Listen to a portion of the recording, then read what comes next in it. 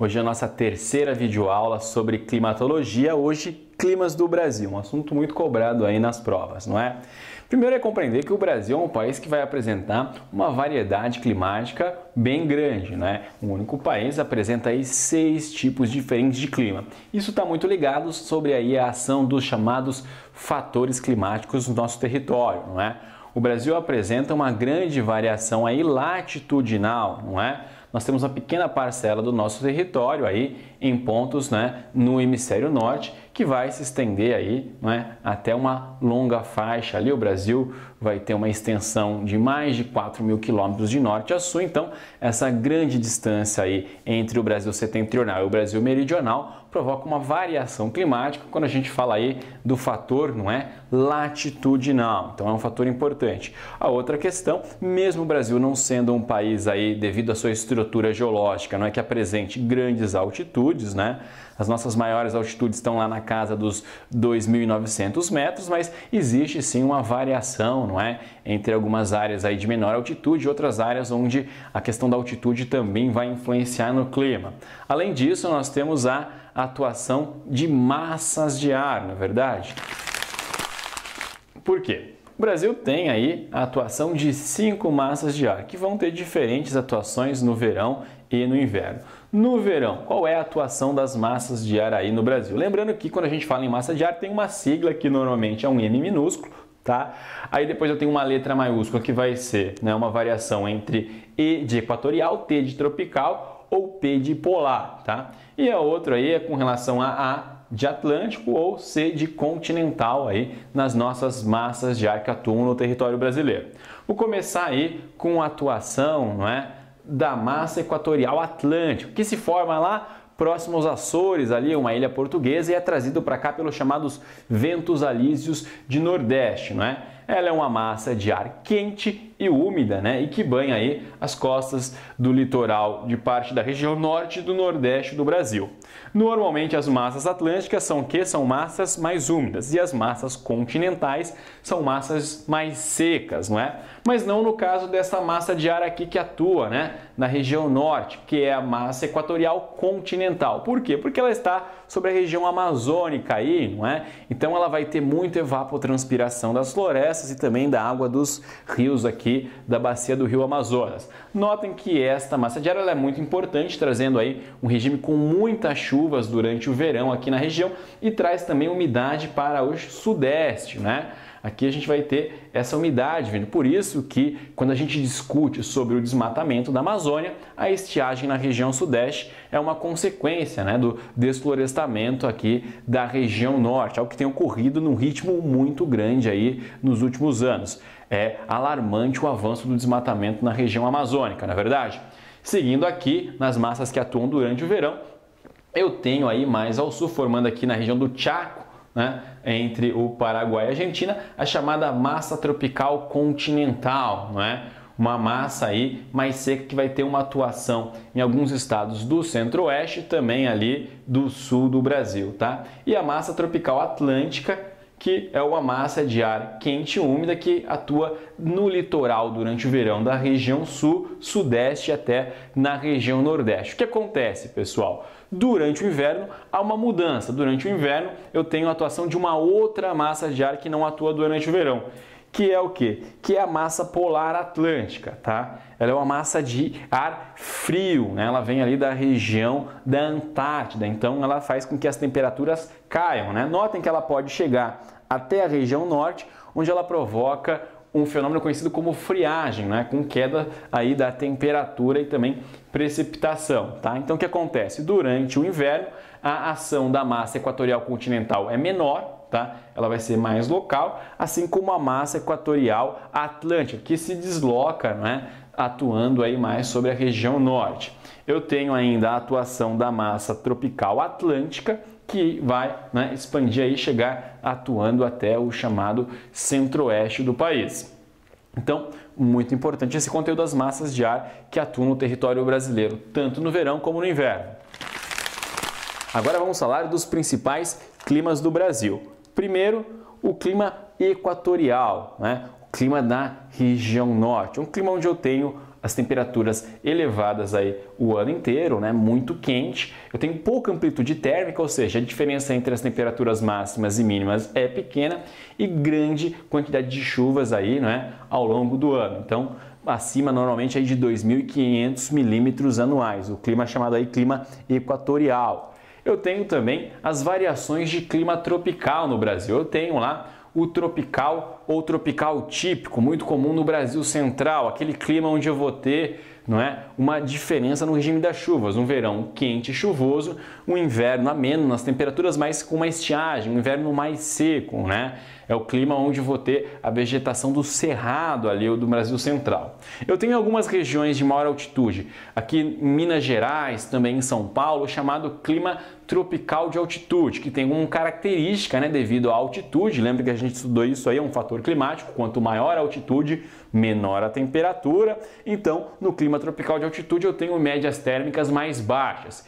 E o clima tropical atlântico, aí eu tenho uma influência da maritimidade, não é? Então, o que acontece? Devido, né, a essa quantidade de calor que fica retido ali na água, na umidade, as temperaturas são mais altas, como por exemplo nas faixas litorâneas, cidades como Rio de Janeiro apresentam aí o clima, tá, tropical atlântico ou tropical úmido. Eu tenho também na região aí mais ao sul, na região que está abaixo do Trópico de Capricórnio, o clima subtropical. O clima subtropical é uma única variação de clima temperado que nós temos no território brasileiro. Ele é o clima que vai apresentar as médias térmicas aí mais baixas durante o inverno, onde eu tenho a maior amplitude térmica durante o inverno, e as chuvas são aí bem distribuídas ao longo do ano, muitas vezes entre 1.500 e 2.000 milímetros anuais. E por último, encerrando as variações climáticas do Brasil, eu tenho o clima semiárido, o clima do Nordeste, né?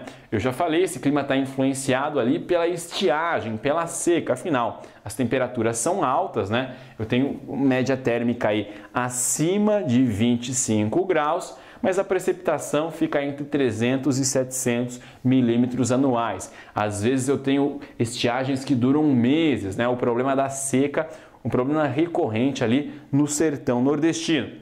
Nós já explicamos, isso ocorre devido ao quê? Ao Planalto da Borborema, que forma uma barreira orográfica, não é? Então o que acontece? Eu tenho ali na região do Planalto as chuvas orográficas, e quando essa massa de ar ultrapassa a barreira do Planalto da Borborema, ela já está uma massa de ar sem umidade. Então faltam chuvas aí na região do semiárido nordestino. O Brasil, como nós vimos aí, um país com extensão continental, né, uma grande extensão de norte a sul, então essa variação de latitude vai influenciar, assim como a variação de altitude e a ação dos outros fatores que nós vimos aí, a maritimidade, a continentalidade, não é? Estão atuando no território brasileiro, além das massas de ar e das correntes marítimas que também vão influenciar no clima do Brasil. Tá joia? É importante saber que o clima no nosso país pode também ser influenciado, né, por alguns fenômenos naturais, como por exemplo o El Niño e Laninha, né? O El Niño é um fenômeno que hoje a literatura já encontra alguns relatos dele, né, até das sociedades aí incas que viveram aqui na América pré-colombiana.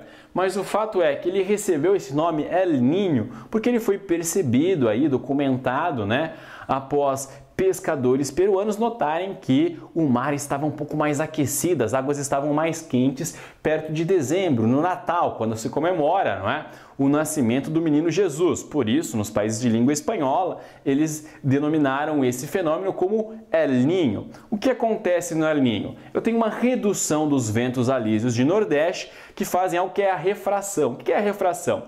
Os ventos, né, eles vão, né, empurrar essa água mais superficial quente, então eu tenho uma água mais gelada que vai emergir aí, isso regula a temperatura. Quando esses ventos diminuem, eu diminuo, né, esse espalhamento da água superficial mais quente, então as águas ficam mais aquecidas, tá? E isso vai refletir aí no território, né? Isso vai trazer algumas mudanças climáticas. O que costuma, né, acontecer aí durante o El Niño aqui no nosso território? Durante o El Niño, normalmente eu tenho mais seca na região norte e nordeste, né, uma longa estiagem no nordeste, e um aumento das precipitações aqui no sudeste e sul do país, como o quê? Como consequência do El Niño. Mas o contrário também pode acontecer. Se a gente chama de El Niño esse fenômeno que vai provocar o aquecimento, não é, das águas aqui do Oceano Pacífico devido à redução dos ventos alísios e à redução da refração, que é uma consequência dos ventos alísios,